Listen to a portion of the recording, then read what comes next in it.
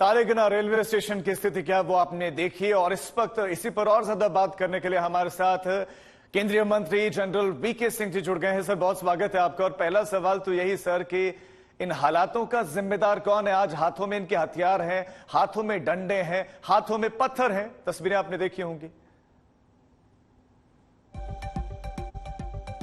जिम्मेवार इस पूरी चीज के लिए जिम्मेवारी उन लोगों को लेनी चाहिए या उन लोगों के ऊपर लगनी चाहिए जो हमारे युवाओं को बहका रहे हैं, जो हमारे युवाओं को गलत करने के लिए कह रहे हैं, जो अलग अलग तरह की कोचिंग इंस्टीट्यूट्स हैं उनके मालिकों को पैसा देकर युवाओं को कह रहे हैं कि जाओ जलाओ और एक तरह से उपद्रव करो।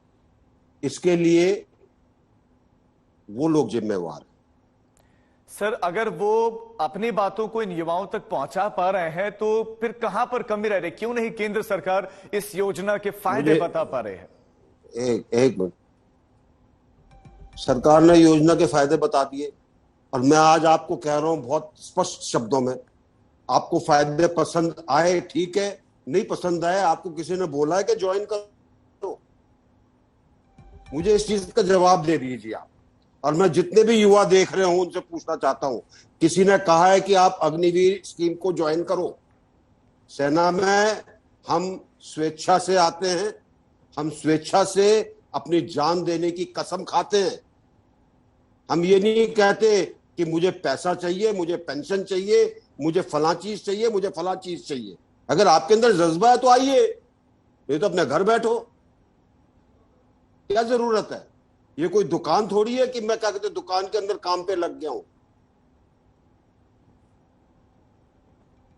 तो आप दीजिए ताकि लोगों को कुछ समझ में आए। और इसीलिए मैं कहता हूं इस चीज के लिए जिम्मेवारी उन विपक्षी दलों की है जो चुपचाप से टूल किट के तरीके से इन लोगों को भड़काने की कोशिश कर रहे हैं। क्या चीज है इस स्कीम के अंदर?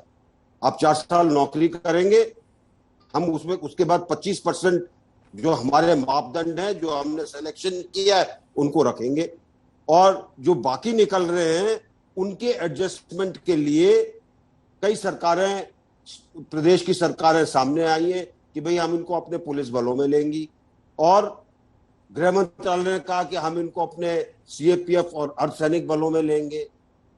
शक किधर रह गया आपके दिमाग में स्कीम के बारे में? पैसे की बात हो गई। अब मैं आपसे एक चीज शेयर करना चाहूंगा। शॉर्ट सर्विस कमीशन हमारा 66 के करीब शुरू हुआ, 9 महीने की ट्रेनिंग थी, 5 साल का टेन्योर था। इनका 4 साल का, उनका 5 साल का था। इनकी 6 महीने की ट्रेनिंग है, उनकी 9 महीने की ट्रेनिंग थी। 5 साल के बाद मुश्किल से 10% लोग रिटेन होते थे। यहां तो हम इनके 25% करने को तैयार है। जो घर जाते थे कोई पेंशन नहीं थी उनके लिए।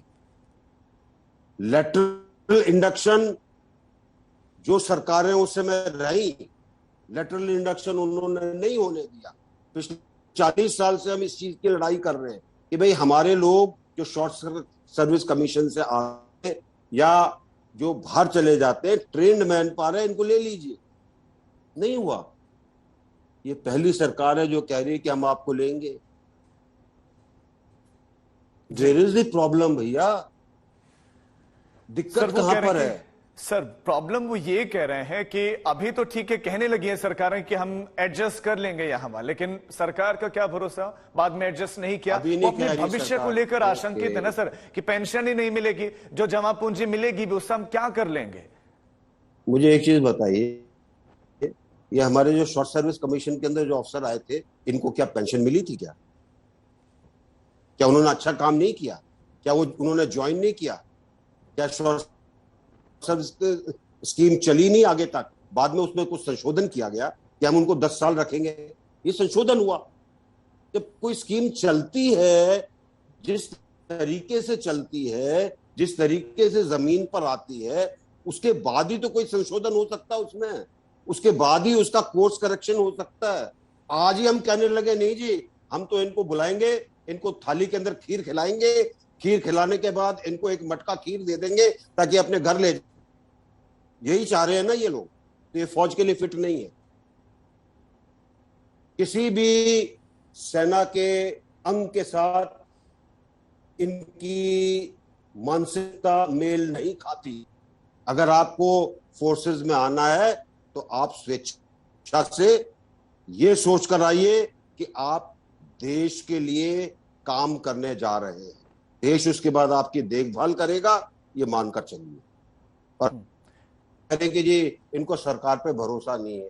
जो सरकार ने इनके लिए 8 साल में किया है ना, किसी और सरकार ने पिछले 70 साल में नहीं किया। जी सर, सवाल यह है कि ठीक है 25% को तो एडजस्ट कर लिया जाएगा, लेकिन 75% क्या वाकई अन्य सरकारी विभागों में एडजस्ट हो पाएगा? वो इसको लेकर आशंकित है, क्योंकि 4 साल जब वो सेना को दे देंगे तो कोई दूसरा एजुकेशन वो ले ही नहीं पाएंगे, कोई प्रोफेशनल एजुकेशन उनके पास क्यों नहीं ले पाएंगे? तो फिर नौकरी के लिए दर दर भटकना पड़ेगा। क्यों नहीं ले पाएंगे? नहीं, क्यों नहीं ले पाएंगे? हमारे पास जो सैनिक आज आते हैं, जो MA BA करना चाहता है, यूनिवर्सिटी में एनरोल होता है, जाके अपना एग्जाम देता है, पास होता है, उसको डिग्री मिलती है। जो दूसरे हैं उनकी जो शिक्षण फौज के अंदर होता है, तीनों अलग अलग अंगों के अंदर, उसकी जो इक्वेशन है वो इंदिरा गांधी ओपन यूनिवर्सिटी के साथ की हुई है। वो जिस चीज में पास होते हैं उसमें उनको डिप्लोमा मिल। ये आशंका, जबरदस्ती आप एक भूत देखने लगो तो ठीक है क्या? किसी भी सेना की स्कीम में आप मुझे एक चीज और बताइएगा, और मैं बहुत संजीदगी से, बहुत गंभीरता से पूछना चाहता हूं।